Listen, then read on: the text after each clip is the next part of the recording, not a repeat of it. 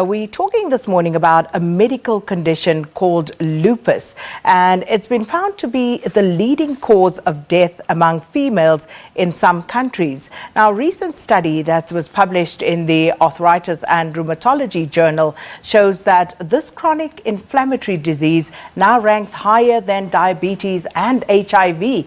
And although there's no known cure, experts do say that pursuing a healthy lifestyle, including a diet and supplements, may actually help to manage the symptoms. And to discuss this further, we're joined by Lolo Lekgoane, who is living with the condition, as her own foundation is also established to raise awareness. And from our Parliament studios in Cape Town, we're joined by Giulia Criscuolo, who is a pharmacist and complementary medicines expert, as well as a life coach. Ladies, welcome to both of you.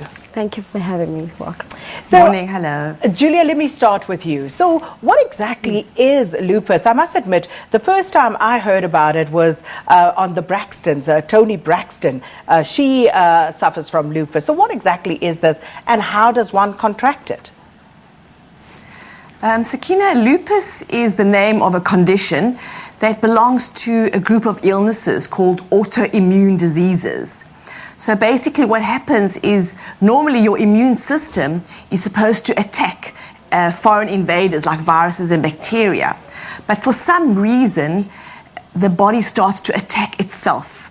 And that's called an autoimmune disease. And lupus is one of those diseases.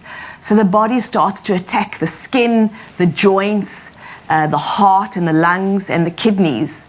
So over a period of time, a whole complement of illnesses start to develop, and it can be very debilitating for people with lupus. It sounds very painful, and Lola, we have you here. Please tell us about your journey with lupus. When were you diagnosed? I was diagnosed in 2012, so I've been living with this condition for about 6 years now. And it's been quite a challenging journey. It's been quite a roller coaster. I mean, I remember when I was diagnosed, because I have an aunt who died from the disease at the age of 33. But because it's so misdiagnosed, I mean, they thought it was arthritis. So I've had it for 6 years. My symptoms were excruciating joint pains. I had also what is commonly known as the butterfly rash. So it's been, like I said, quite a challenging journey. I mean, from me losing my vision to undergoing chemotherapy, and also to a point where I couldn't walk. I had to be on a wheelchair because I couldn't feed myself, I couldn't bath myself. So that's just how hectic it is. So Lola, pardon my ignorance, but is it painful when you are experiencing all of this? It's extremely painful. I mean, you can imagine, because it also, it mostly affects the joints. So not having the ability to move by yourself, not having the ability to feed yourself, to bath yourself, so it can be extremely painful. And Giulia, Lolo talks about a misdiagnosis. So can you just perhaps just touch on that? And also, why is it that lupus is underreported? Well, you see, with lupus, it isn't just one thing that presents. It's not like, for example, you get a cold and you've got presenting symptoms. Like Lola described, she started off with joint pain. So in the beginning, they probably thought it was arthritis. Then, as Lola says, you get a rash over your face called the butterfly rash. And then later on, maybe it starts to affect your lungs, and you get a pleurisy or a lung condition.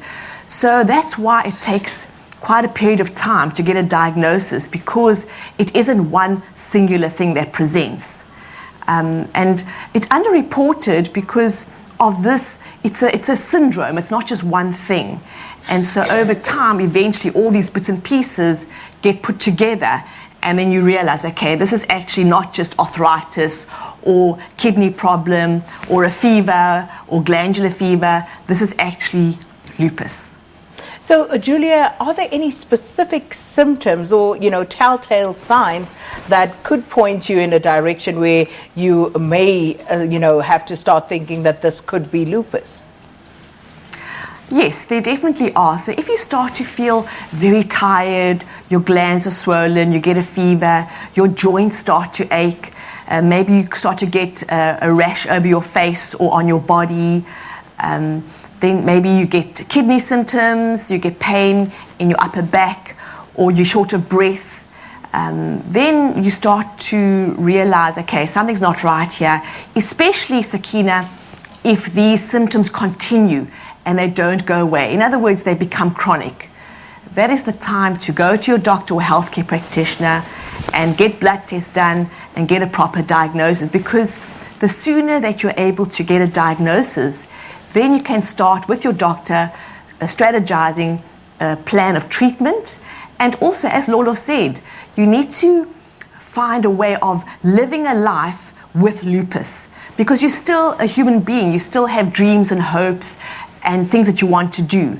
And so you want to be able to manage the condition and still live a fulfilling life. And Lolo, I can imagine that you may have had to battle, explaining this to people, because you wouldn't necessarily present as someone who's ill something that people can see first off. So what sort of difficulty have you had in that regard, and what sort of myths have you had to contend with? I think I'm very fortunate because in my circle in particular, my friends, I make it a point that I educate them as much as possible. But with people in general, I mean, it comes with lack of knowledge. So the common myths are that, it's contagious, or it's sexually transmitted, or that you can't fall pregnant when you have lupus. And there's also, stigmas that are associated with lupus, that it's such an invisible disease that you come and get but you don't look sick kind of thing. Whereas, you might look fine, physically, but inside you are going through constant pain. And just a final one to Giulia. Supplements, healthy lifestyle, we understand those help to manage, people living with lupus. But what sort of advice would you dispense from your side? Absolutely, Sakina. Adopting a healthy lifestyle is so important, because if you eat healthy, and also if you take certain supplements like curcumin, pure omegas, vitamin D and magnesium sprays, those really help so much in bringing down inflammation. Because if you can bring down inflammation, then all the symptoms seem to be better. Exercise every day as much as you can, get outdoors, be in nature, get good sleep, and manage your stress level so that you have time during your day just to rest and be with yourself and not running around. It's very, very important to take care of yourself and prioritize yourself and your health. Very important. Well, thank you so much to Giulia and to Lolo. And as you heard there, if you are presenting with any of those symptoms, perhaps you should have it checked out. But also for those of us who may not be suffering, take a moment, step back, and when you see someone and they tell you they are suffering, believe them, even though they may not look as though there's something wrong with them. Let's take a short break.